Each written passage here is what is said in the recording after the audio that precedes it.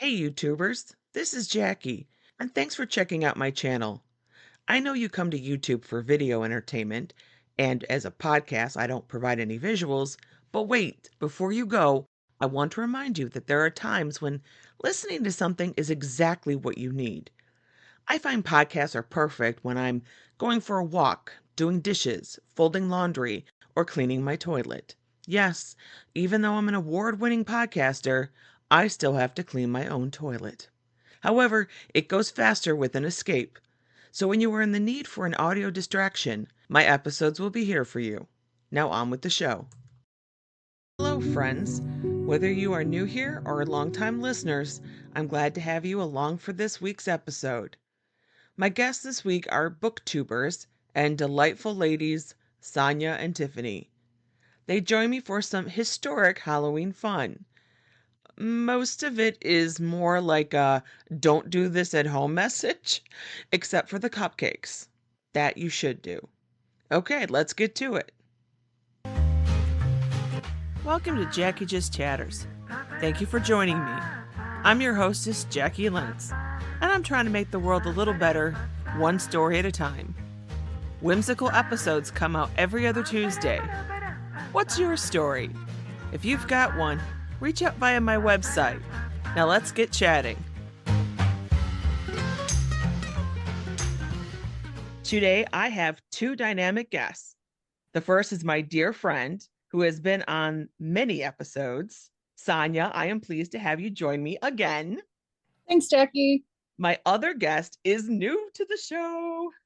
Tiffany hosts an amazing booktube channel about cozy mysteries and romance books. She has an enthusiasm for her books that comes through in every episode. I am thrilled, Tiffany, that you are making your debut today. Oh, Jacqui, thanks so much for having me. I'm so happy to be here. Thank you. Since this is your first appearance on my podcast, can you tell us a little bit about yourself? I'm originally from Illinois. I was raised in like a small town Amish community. And when I went to college, I was in the southern part of Illinois, very close to St. Louis. And then we moved to Florida in 2019. And I needed a place to talk about books, and hence became BookTube at the very 2 days before 2021. And I like Cocoa Puffs. I don't know that I've ever had. No, wait. No, I have. I've had Cocoa Puffs and they are good. Yes. I had to think about that one. It's been I think that was like in college. I probably had them. We're not going to talk about how long ago that was. They're very much the cereal for kids and young adults who have not become adults yet. That would be me. Listeners, you can't see me raising my hand. Okay, here's an extra get to know question for both of you. What is your stance on candy corn? Sonia, you go first. I like it, but I love it when you add peanuts with it. If you put it in a mix, it tastes a lot like paydays. And I love me a payday. So I love payday. I have never heard about putting peanuts with candy corn. It's delicious. Okay, I might have to try that now. Salted roasted peanuts. Okay. All right. The saltier, the better. All right, people. You can go out and try that. That's not a hard one. Tiffany, had you ever heard of peanuts and candy corn?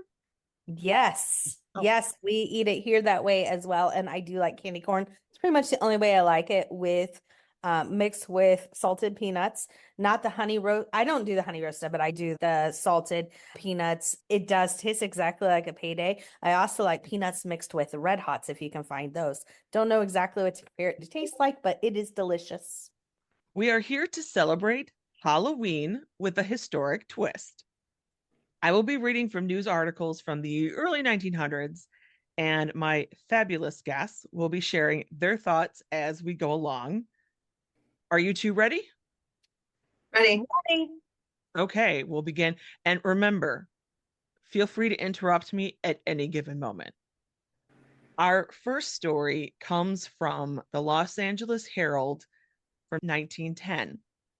There was a columnist called Aunt Lori, and she was syndicated like all over the place. She had requested students to send in a letter about what they had done the previous Halloween. So that would have been 1909. We have some interesting ones. Our first one. Dear Aunt Lori, last Halloween, 3 girls, Helen, Carol, and Mary, and I planned to go out together. So the night before, the girls all came over to my house to make jack-o'-lanterns. After we were all through, Mama let us have a taffy pull. Oh, When was the last time somebody did a taffy pull? wow. And we had lots of fun. We decided that they would gather at my house at 7 o'clock the next evening. They all came and each wore a big sheet and a false face. They each had a big jack-o'-lantern made out of a pumpkin. As soon as I got dressed, we all started out. First, we tic-tacked a window and somebody came out on the porch and we had to run. I had to look this up because I didn't know what tic-tacked was. What do you guys think it is? Myth that you eat after you've had a cigarette or something bad, something that gave you bad breath. That's a tic tac in my world. I'm sure that doesn't mean the same thing. What about you, Tiffany? What do you think tic-tac? I don't know in this context what it would be. A candy or something? Because I'm not sure by the context what it is. Okay, Sonia, describe your hand motions. I'm tipping, like tapping. That's exactly what it is. I had to look it up. Tic-tac means tapping on the window or door, and you might use a pebble, or sometimes people would have like a device that they would use. So I don't know, a long stick or something, go tap, tap, and then run. So it reminded me of the Ding Dong Dash. It's the same ideas. We happened to meet some girls who were out too, so we all went together. We tic-tacked windows and frightened people. I couldn't tell you how much fun we had. That's from Lena Couch, age 12. Oh. This is our second letter to Aunt Lori. This is what I did last Halloween. I got a sheet and a pillowcase, wrapped the sheet around me with the pillowcase over my head. It was an old pillowcase, and I cut 3 holes in it, which were to be my eyes and mouth. Then I cut another one for my nose, because, Need to Breathing. It's important to breathe. There was an old pumpkin in the yard. I took it and cleaned it out. I made pumpkin eyes, nose, and mouth. I did not know what to do next. So I looked around and found another pillowcase and made a bonnet so no one could see my pumpkin head. I cut 4 holes in it, 2 for the eyes, nose, mouth. I placed this over the pumpkin. Then I went outdoors and walked up and down the sidewalk. There were some little children out playing. I walked up by them. They got frightened and ran away.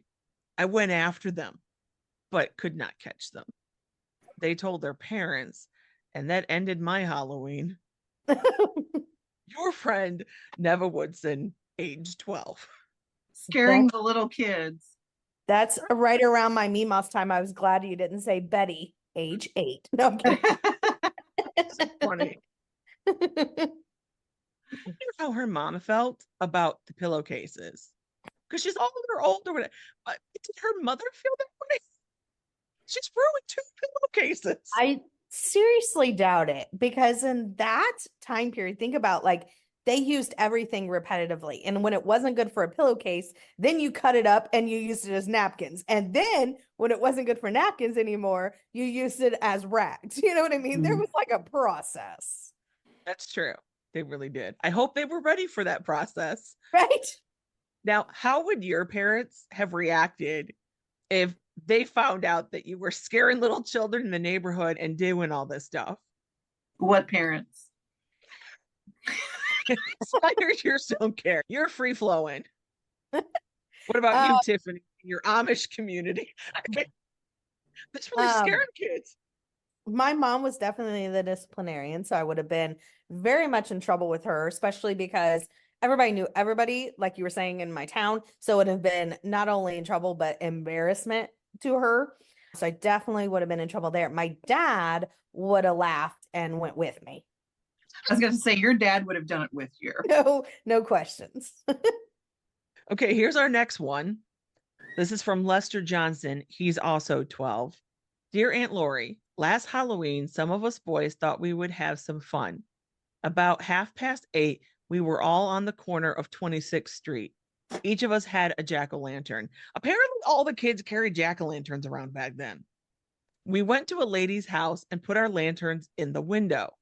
The lady came out with the broom in her hand and started to chase us. She chased us a block or two. This woman was like invested. We took a man's gate off and put it in the top of a tree. Then we went and tic-tacked on his window. He came out and saw his gate was gone. He was very angry and went in the house scolding us. Then we got a strong cord and tied it about 6 inches above the ground on each side of the walk. After a while, a man came along. He wasn't looking where he was going and stumbled over it. He got up and started to go away when he saw us behind a bush. He tried to catch us, but couldn't. That's some mischief. Yes, that is definitely. You took the man's gate off the hinges and put it in a tree. That sounds like something my jerk cousins would have done. And that's one of the things with Halloween. It's not always been practiced like we do it now. For a lot of its history, especially in the US, it was known all about pranks. In Michigan, the night before Halloween is known as Devil's Night. Mm-hmm. And in other places, it's called Mischief Night. That I don't know if you guys have ever heard different names or something where you guys lived. Yeah. There's a fantastic book called Mischief Nights or Murder by Libby Klein. It's a cozy mystery. We talk books. I've heard of Mischief Night, though we didn't have anything like that. It was basically the trick or treat thing. And a big popular thing to do here, especially in the St. Louis area, is that when you knock on somebody's door to ask for candy, you say trick or treat, you have to give them a joke. You have to tell them a joke. Oh, wow. That's a very St. Louis thing. I didn't know about that until I moved to St. Louis, and these kids are trick-or-treating and they're like, oh, I have a joke for you. And I was like, oh, that's cute. They have jokes. And a friend of mine said that's very expected here in this area. For a long time, Halloween was like Mischief Night or Devil's Night. And then some places they just moved it to the day before, like Detroit. We are well known for Devil's Night. That I remember as a little kid in elementary school, getting outside in the evening and running around my neighborhood. Like I loved it because there was no adult supervision. You just have a pack of kids running around like wild animals. It was splendid. So for the most part, like we would TP a house or a tree. You might soap some windows. The worst people got, I think, was like throwing raw eggs. Now, in Detroit, it started to become known as like Fires Night. There were tons, hundreds of fires set throughout Detroit, and it ruined it. So they like were kiboshing it. They had, I want to say it was Hell's Angels on patrol in Detroit on that night to help cut down on the fires, and they did. I know in our neighborhood, the TPing and the egging and the soaping the windows and the Vaselining the car door handles and stuff. That was what teenagers did on Halloween. We even, not me, but other people that participated in that sort of stuff. We forked people's yards. Like we got plastic forks and forked their yards. And never heard of it. Oh yeah. Oh yeah. And you could do design or write something with it. Yeah. Regional differences. Yes. The toilet paper, like we had certain teenagers that were known in the community as the value pack gang because they would go and buy all the toilet paper from the local grocery stores and would save for months and months to do this. Now I don't know who these people are because I was sworn to secrecy, but I do know a little about the value pack gang. Do I know any of these members? You may or may not know one of them. We're going to talk afterwards about this. Or two, actually two. Ooh. I'm stunned. I'm stunned by this. Okay, our last. Can't you smell the sarcasm? Can we go back to that? No parents. Last letter. Dear Aunt Lori, last Halloween, some other boys and I were out for some fun. We went down a street where an old bachelor lived. There was a water pipe leaking in the road about 25 feet away. We each got a stick and dug a trench from the leak to the front gate. Yeah. That's too much involvement, y'all. There's so many questions about this. Like, how involved and how did they do this with no one seeing them? Did they form a union too? That's I the mean, kind of work you're getting that's what I'm there. saying. That's a Which lot. Like they just happen to have like shovels and start with sticks. They've got to have shovels for the next part because it gets more intense. Then we dug a big round hole about 10 feet wide and about 2 feet deep into which the water ran. Then we threw some tin cans on the front porch. He was very angry with us and came running out of the house. He saw us running across the road and he opened the gate and stepped into the pool of water. He slipped down and got all wet. He went into the house and got dry clothes on. Then he came out with a shovel and dug the trench off the other way. Every Halloween after that, he watched for the boys with a shotgun loaded with salt and pepper. He never saw anything of us boys around his house on Halloween night again. oh, Loaded with salt and pepper. Is that like Salt rock is what I'm guessing. okay? I was thinking that they were calling. No, like I knew people would take like salt rock or things like that, and they would use a shotgun to. It injures you, but it doesn't kill you. Like It's a just BB gun type thing. Yes, exactly. I don't know if in this day and age that kids could get away with this stuff without really getting hurt because people are nuts, especially in some places where it's some of us live, where if It you was go on their very- yard, they can shoot you. Yeah. very interesting. They like knew what he did. They're like he went inside and changed, like they're watching him. I guess he came out different, but if they didn't see him before, it's very And they obviously hid somewhere and they're watching him shovel Yeah. the trench out the other. yeah. Take for this pool to drain.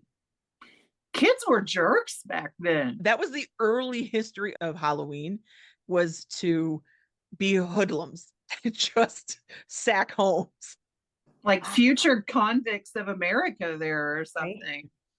When you were younger, would you have wanted to know who your future husband was going to be? No, I don't think so. I was convinced it was Kirk Cameron. You couldn't have told me anything different. For a while, I thought Kermie and I would be together, but it just didn't work out. I guess Miss Piggy wins. So I'm not sure. But no. Adult me is no, because the mystery is good to know. Knowing certain things are going to come, especially years in the future, I think that would be awkward. But 18-year-old me, oh, hell yeah.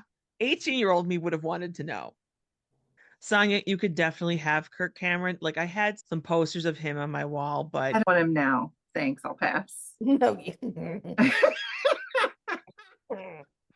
I had a thing for the Aston brothers. Me too. I love Sean. Oh God, yes. Many posters of him. Such Yeah. a cutie. Yes, he was. I still think he's cute. Yes, he is. I Tiffany, had who no was on your clue. walls when you were a kid, Kermit besides the Frog. Kermit? Kermit the Frog. Kermit the Frog, and then Kermie, same person, but when 11 boy. And New Kids on the Block. Yeah, probably the New Kids on the Block were the first. And Neil Patrick Harris as Doogie Howser. Oh, or, great show. yeah, probably Kirk Cameron too. Yeah. Tiffany's a young one. Okay, so this next article is about finding your future spouse. This comes from the Bisbee Daily Review, and I had to look where the heck Bisbee was. That was Arizona.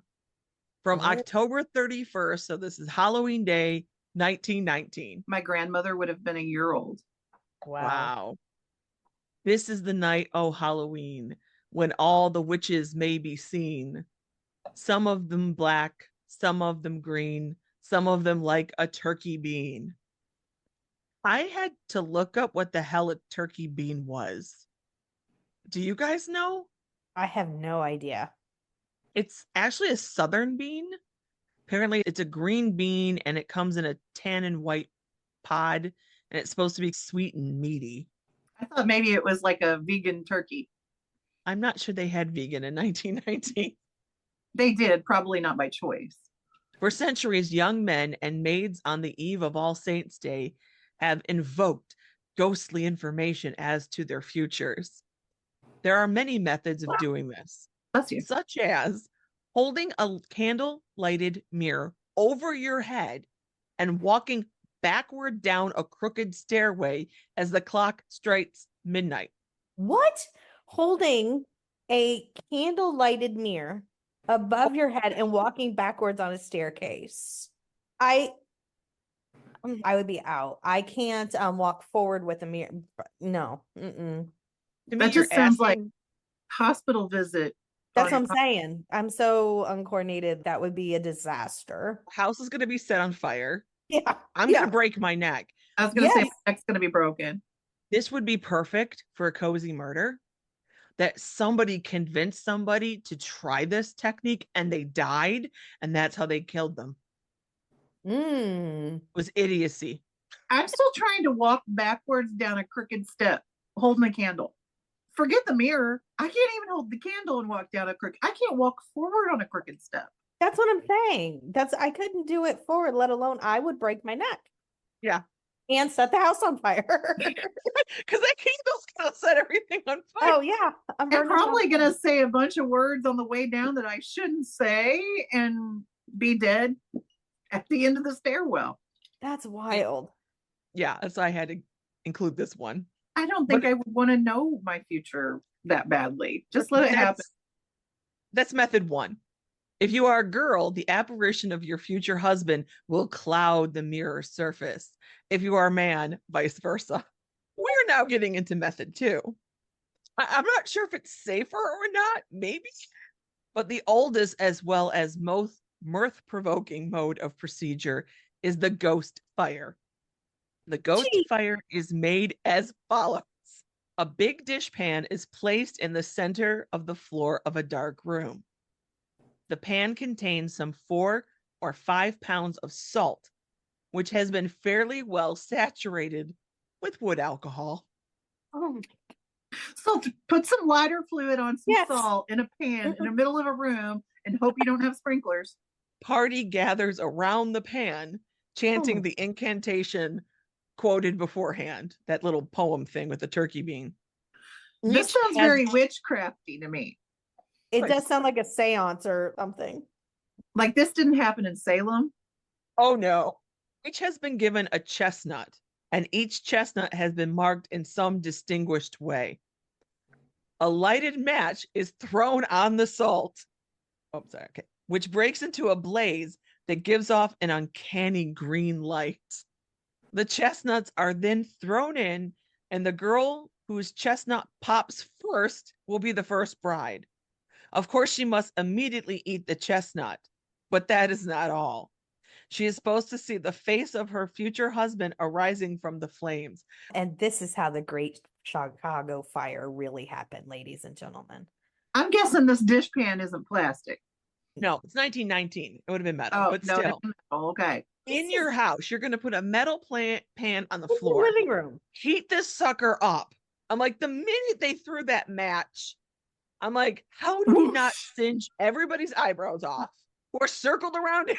Did people in that time not have eyebrows and hair?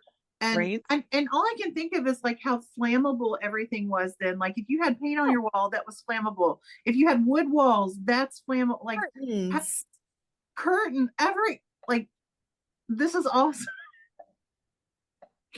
Yeah. Not to mention that houses probably weren't that ventilated like they are now. No, like toxic fumes from breathing in the wood oil.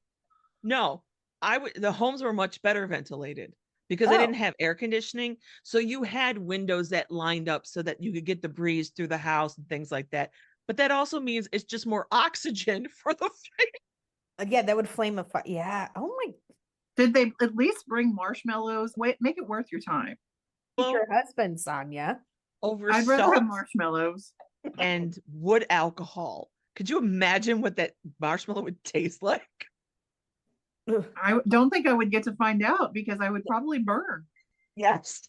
And okay, so I reframe my answer. I definitely don't want to know who my spouse was. If I had to go through these things, no, ma'am. No, ma'am. Oh, it's not worth it. I was such a follower back then. I would have done it. I'd have been stupid. I'd have done it. I probably wouldn't have lived. Whatever. So glad I know you now, Sonia. Yeah, because I was a follower back I then. wouldn't know. I'm saying I wouldn't have known you. Not in 1917. I wasn't a follower. I wasn't born yet. But when I was a teenager, I was quite the follower. I wonder if the story was sponsored by the local lumber company, because after everybody burnt their house, The local fire department. Wow. okay. The last item I have is a collection of recipes for a Halloween party. And this came from the Washington Times, October 24th, 1930. I'm going to guess Jello's involved. Just putting it out. Okay, I have a few recipes for you. The first one is owl salad. Each of you, I'm going to ask you to tell me what you think is in owl salad. Black olives, cottage cheese. Aspic. I don't know. I don't know what else is in it. I just think that there would be black olives, and I think somehow cottage cheese would be involved. I'm just gonna hope there wasn't like real owls involved. Makes me a little. I don't think owl is like the second white meat. Let's not do that.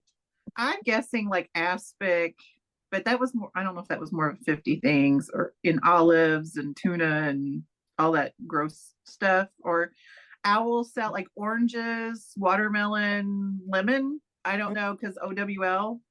Okay, here we go.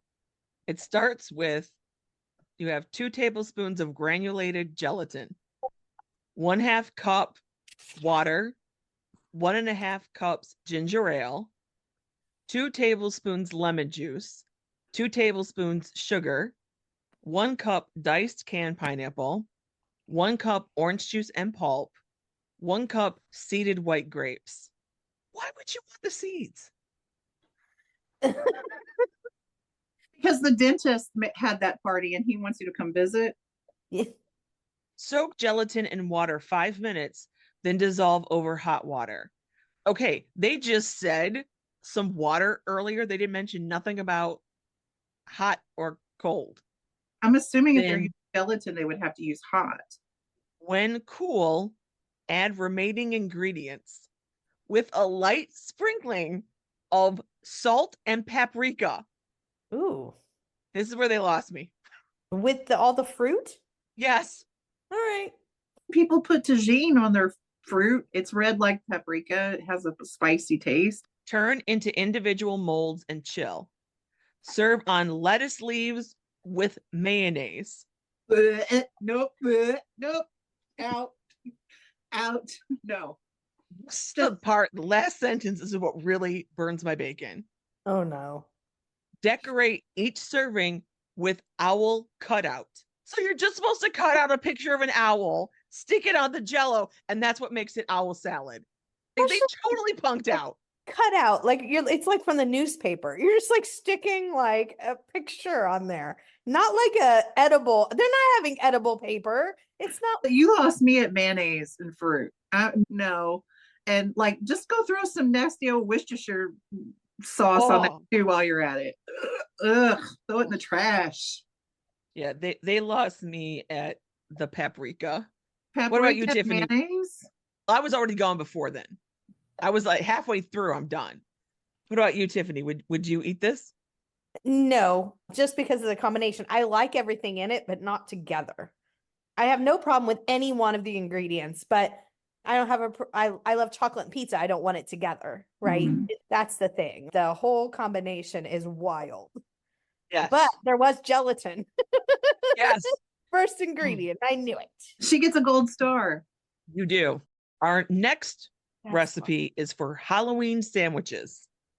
Cut white bread in very thin slices in circles with round cutter. So you're going to cut them in thin slices and then take a circle cutter and then cut them out. Cream 2 tablespoons butter with 1/2 cup snappy cheese. Wait, snappy?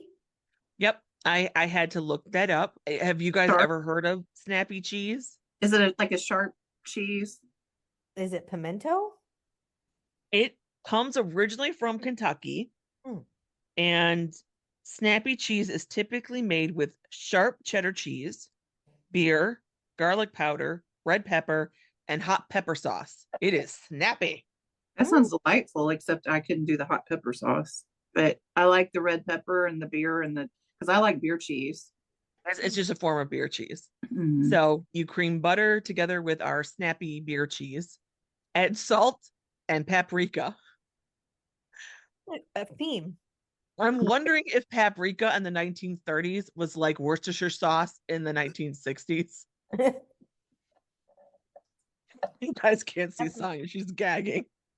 Throw it in the trash. Okay. So spread the mixture on one round of the bread. Over this, spread jelly. Oh, see, the spread sounded so good. And then My Dan would eat it in a heartbeat. He It doesn't loves say jelly. what kind. It just says put jelly on it. Strawberry jelly might not be bad on that cheese because I like cheese and grapes. I'm still with you. Add the jelly, and I'm pretty much out. I'll tell you, they had me gone at hot pepper sauce. I'm gonna have problems with I was that. good up until the jelly. I try it with the jelly just because I like grapes and cheese and I like grapes and cheese too, but this is, I feel like, a past big that. mixture. Yeah.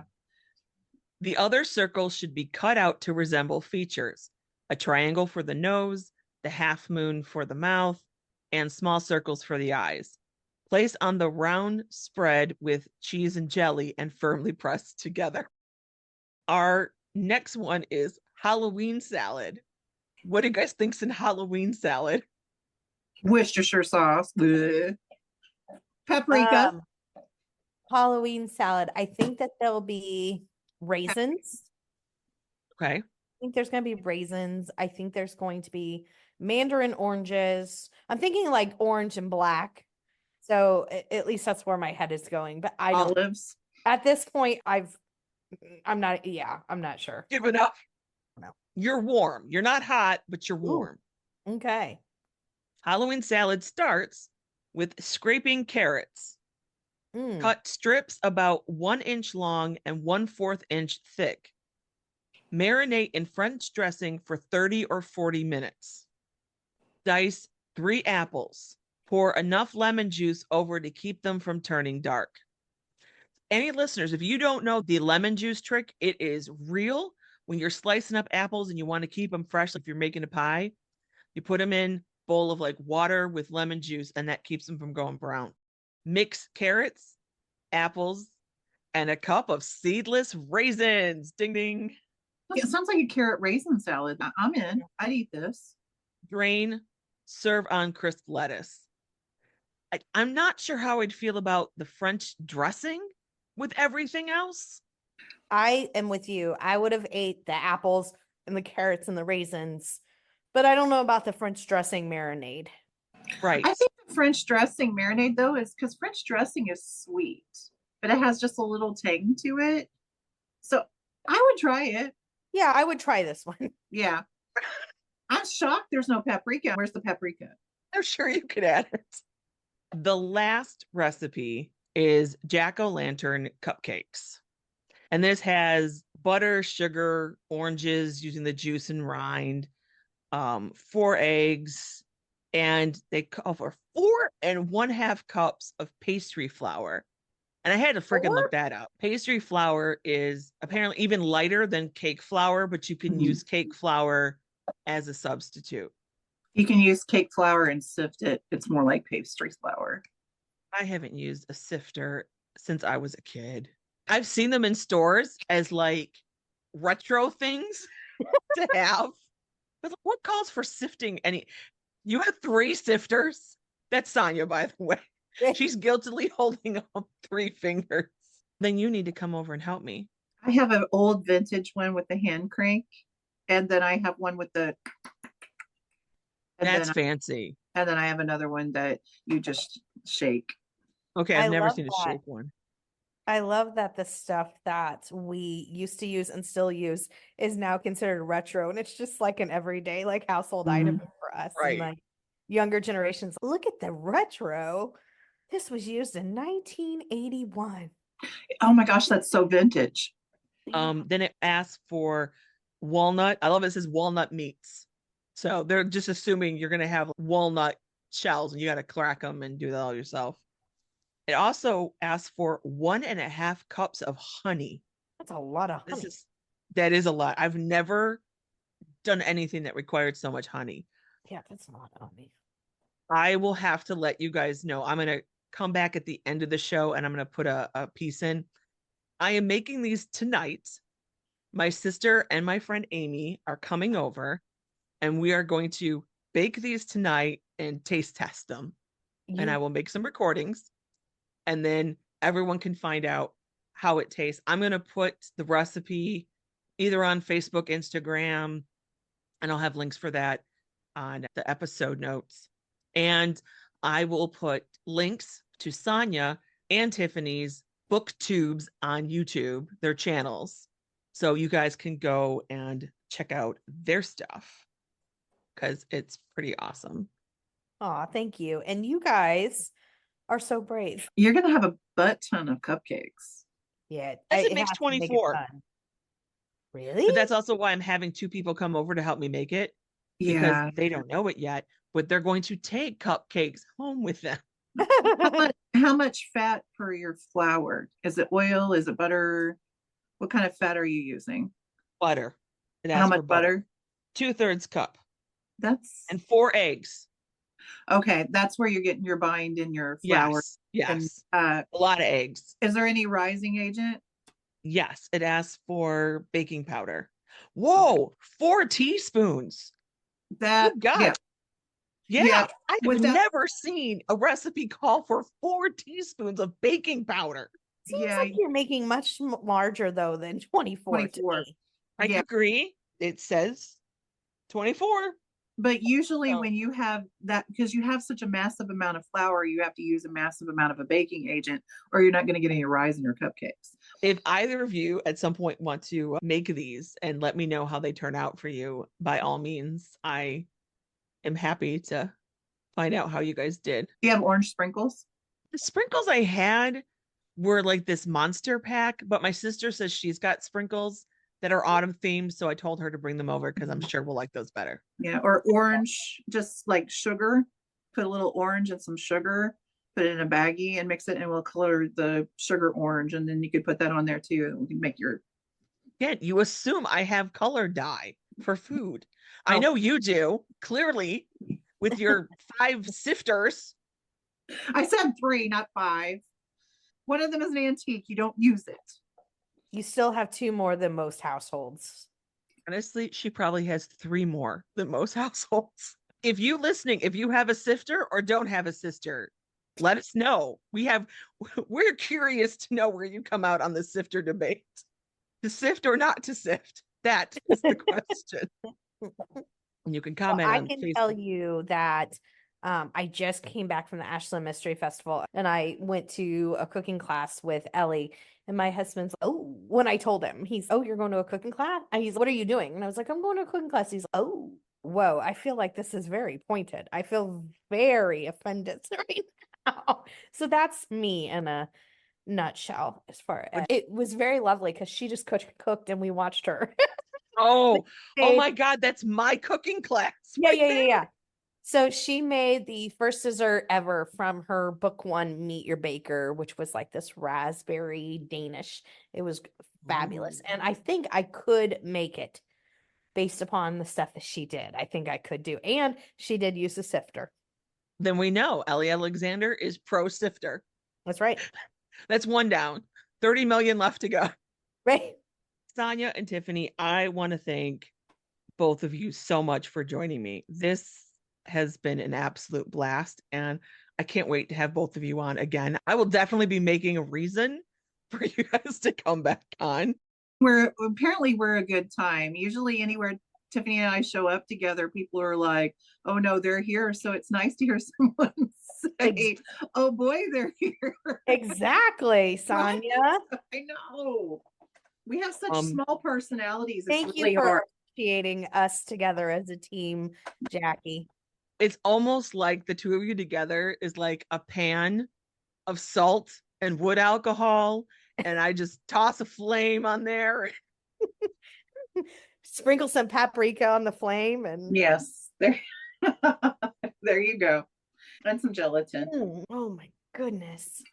I'm going to have links for their booktube channels in the episode notes. I think everybody should check them out. Now, Tiffany, you have a regular read along. Could you explain to people what that is for those who don't know, and when do you have them? When I first started my channel, we created a Discord to go along with it called Killing Time with Cozies, because I'm a cozy mystery channel. So Killing Time with Cozies. Thought it was fun.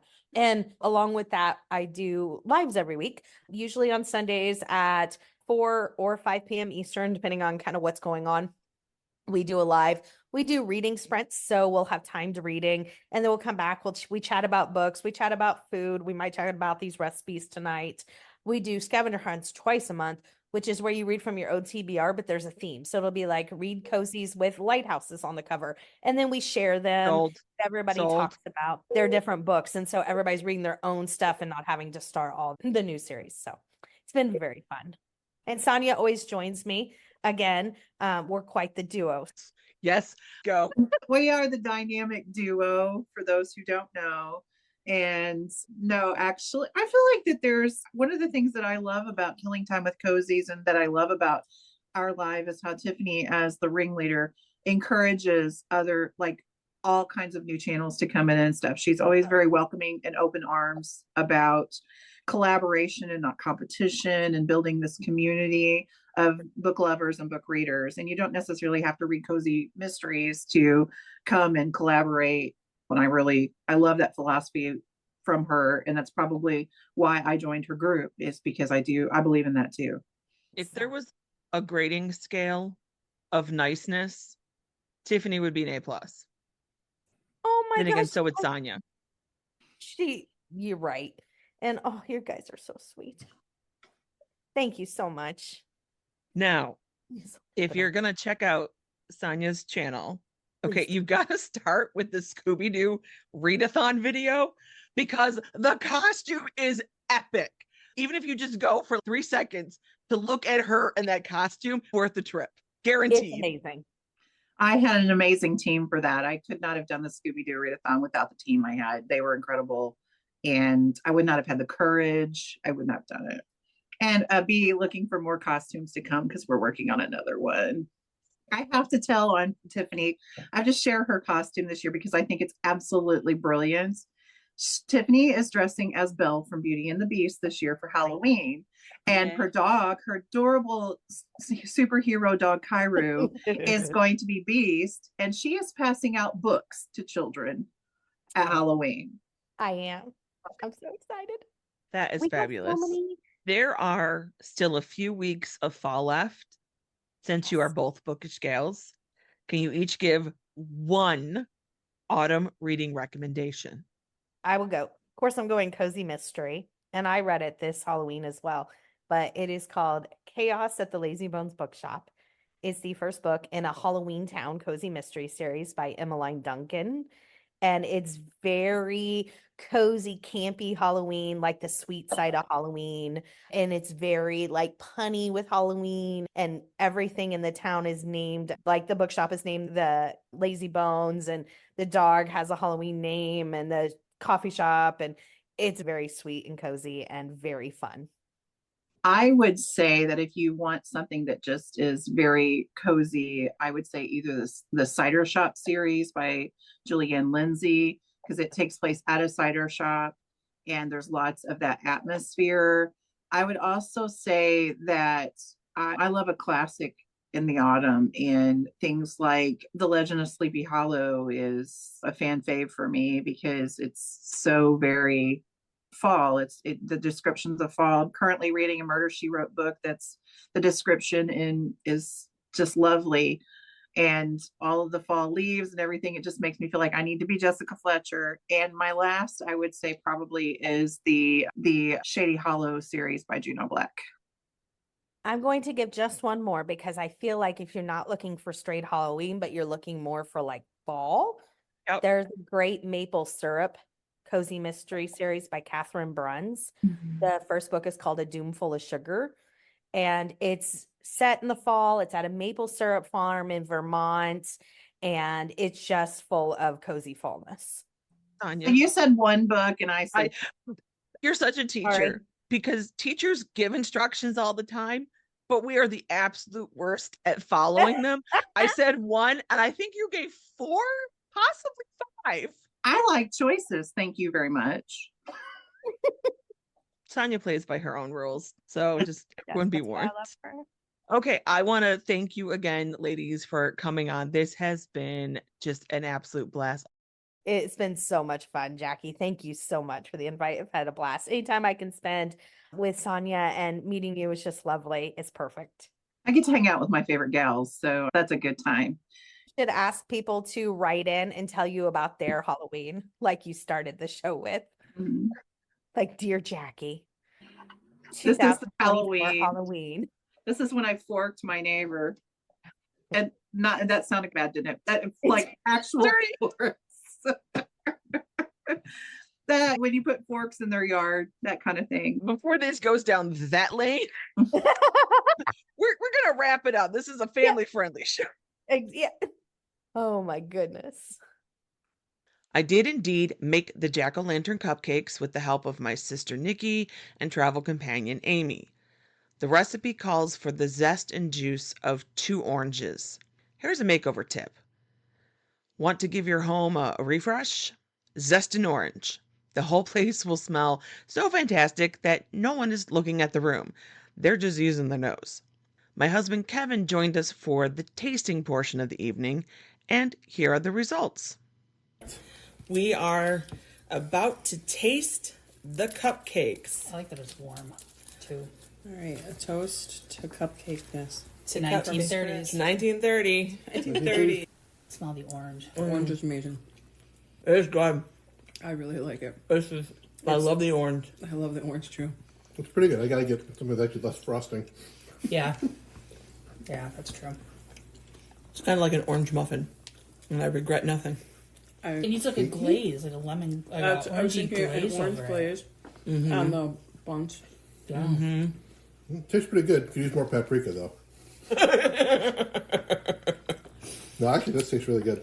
Yeah. And yeah, I can really smell the orange. Really nice. I would absolutely make these for real people, like take them out in public and crap. We're not real people. I'm enjoying smelling it almost as much as I am eating it. I know. I love And your it. final thoughts, Nikki? Yum. Amy? Better than a cake mix. 5 stars, would bake again. Yeah, especially when you weren't the one baking. That's right.